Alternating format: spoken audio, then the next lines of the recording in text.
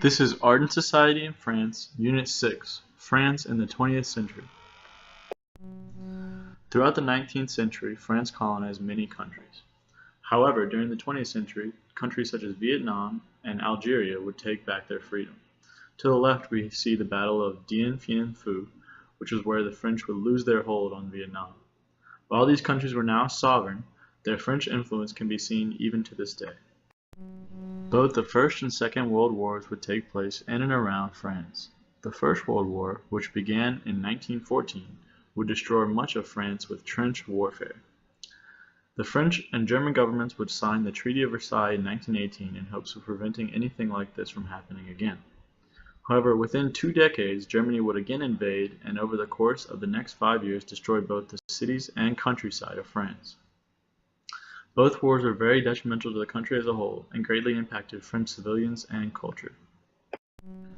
The avant-garde movement that began in France at the beginning of the 20th century was the transformation from old and stable methods to new and exciting practices.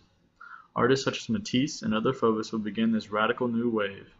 They and other innovators would influence many artists around the world and attracted many more to move to France. As we can see here, 20th century art was very different than that from the 18th and 19th centuries.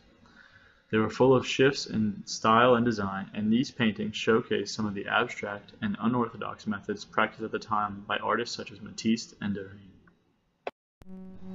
These two works of art are very different than anything we would have seen in previous centuries, and are only here because pioneers like Matisse would pave the way for modern French art like this, featured at the Centre Pompidou, a modern art museum in Paris. Today, France is one of the most popular destinations in the world. It is renowned not only for its art and architecture, but also its food, fashion, and culture. It is also among one of the most powerful countries in the modern world, and a leading member in organizations such as the United Nations and the European Union.